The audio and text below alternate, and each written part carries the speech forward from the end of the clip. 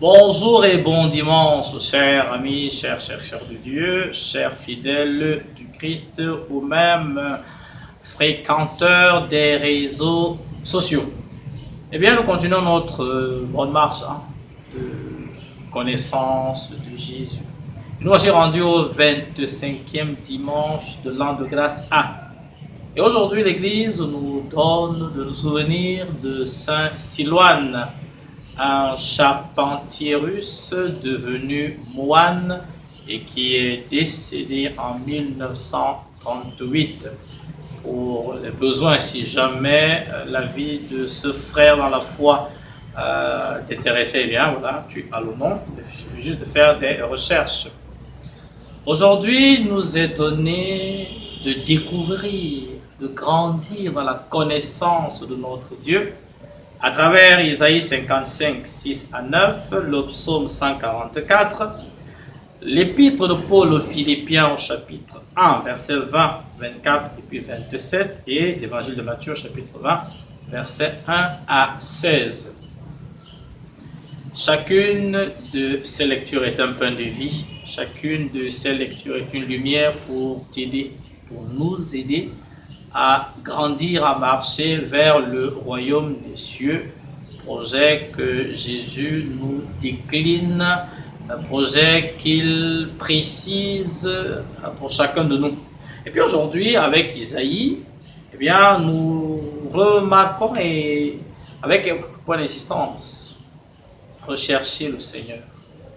Oui, nous sommes invités à la recherche permanente de Dieu, qui est miséricordieux, qui est patient, qui est amour. Et cet amour, n'est-ce pas, se traduit par le pardon de nos iniquités.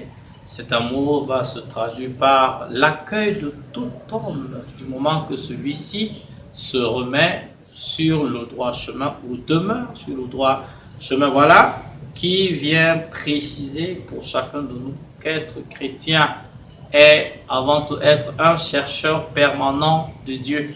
On a comme ça un écho, le psaume 26, « Cherchez ma face » et la réponse du croyant. Seigneur, c'est ta face que je cherche, ne me la cache pas. Voilà une piste qui pourrait nous aider à creuser, n'est-ce pas, cette question. Je cherche Dieu pourquoi, je cherche Dieu comment, je cherche Dieu où. Question légitime, mais qui ont une réponse déjà précise.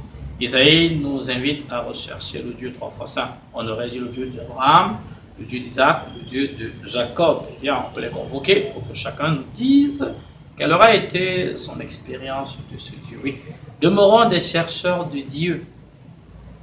On le redira tout à l'heure, pas n'importe où, mais en des endroits bien précis.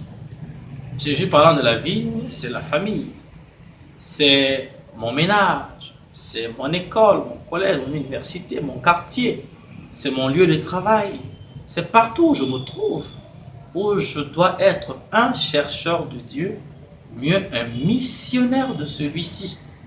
Avec Isaïe, demandons la grâce de la conversion permanente, car être chercheur de Dieu, c'est être en recherche permanente, en conversion permanente. Le psalmiste justement fait écho à cette recherche-là, en nous précisant quel est le Dieu que nous devons chercher. C'est un Dieu qui est fidèle, qui est lent à la colère, un Dieu qui est plein d'amour pour l'homme, un Dieu dont nous sommes appelés à célébrer les merveilles. Et le sommet de ces merveilles aura été que Jésus soit mort pour toi et moi. Justement, Paul l'a compris dans sa lettre aux Philippiens, un très beau résumé de sa vie. Vivre pour moi, c'est le Christ. Voilà une très belle devise. Est-ce la tienne, la mienne? Ça devait être celle de tout chrétien. Oui. Il va nous inviter, Paul, à quelque chose de beau, d'inouï, de grand. Si Isaïe, ou du moins Dieu à travers Isaïe, nous a invités à la recherche comme projet de vie, Paul, lui, précise davantage que ce projet de vie va consister à vivre selon l'évangile. Voilà qui pose les conséquences morales, les conséquences éthiques, les conséquences pratiques du nom de chrétien que nous portons. Quand je dis que je suis chrétien, qu'est-ce que cela signifie? Cela signifie d'avoir un style de vie. Il ne faut pas avoir honte justement de vivre selon l'évangile. C'est parce que justement Paul a vécu selon l'évangile qu'il a eu la grâce d'affirmer sans aucune honte: ma vie c'est le Christ. Avant que cela est retournant. Le crier tous les jours, c'est un projet qui retourne, un projet qui bouscule.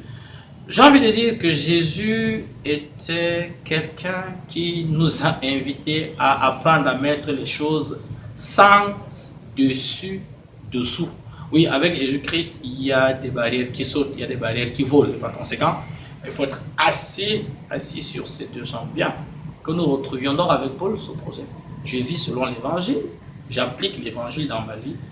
Est-ce que c'est facile? Non, mais c'est exigeant, mais pas impossible. Nous voici arrivés à la parabole, belle histoire que Jésus a inventée de toutes pièces, pour nous dire quelque chose du royaume et de tout ce qui va avec. Oui, tu vas aller au ciel, que tu sois juste. Rends à Dieu et aux hommes ce qui leur revient de droit. Tu vas aller au ciel, sois une personne honnête. Tu vas aller au ciel, sois une personne tendre, compatissante envers les besoins des autres. Ce maître qui va sortir tout au long de la journée, c'est parce qu'il est ennemi de la paresse. Il ne veut voir personne traîner, personne se ronger les pouces. Oui, on dirait, pour parler le langage d'aujourd'hui, Dieu embauche encore. C'est bizarre. Même nous qui sommes chercheurs d'emploi, nous refusons les emplois que Dieu proposait. Pourtant, chez Dieu, je paraphrase quelqu'un, il n'y a pas de chômage. Chez Dieu, il n'y a pas de retraite anticipée. Voilà. Dieu embauche encore aujourd'hui pour aller travailler à sa vie. Et comme je l'ai dit, pour cela, nous devons nous armer des qualités du maître. Et surtout, il faut le signifier ici, les candidats au ciel doivent avoir vaincu l'envie, qui est un péché capital, tout comme la paresse. Remarquez que derrière cette parabole, Jésus nous dit, pour aller au ciel, voici, n'est-ce pas, les conditions à respecter, voici le cahier de charges à remplir. Cela dit, cette fameuse vigne à laquelle toi et moi sommes envoyés, c'est quoi? Cette vigne, c'est ma famille. Cette vigne, c'est mon ménage. Cette vigne, c'est mon lieu de service. Cette vigne, c'est mon quartier, c'est mon pays. Cette vigne, c'est le monde. Cette vigne, c'est mon école, mon université, mon collège. Partout où je me trouve. Là où des hommes sont réunis, Jésus m'y envoie. N'ayons pas honte d'aller travailler pour Dieu. Surtout, nous ne sommes pas des paresseux à l'œuvre divine. Finalement, quand nous aurons travaillé pour Dieu, laissons Dieu nous récompenser et soyons fiers que tout le monde mette la main à la pâte. Si Dieu n'exclut personne, nous ne donnons pas d'exclure celui ou celle qui va apporter sa modeste contribution à l'édification de la cité, de l'amour, pour parler comme Saint Jean-Paul II. Nous sommes invités à œuvrer pour un règne de justice, un règne de paix.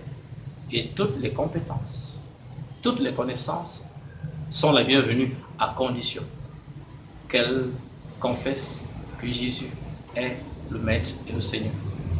Bonne semaine mon frère, ma soeur, et merci pour ce temps d'écoute. Retrouvons-nous la semaine prochaine.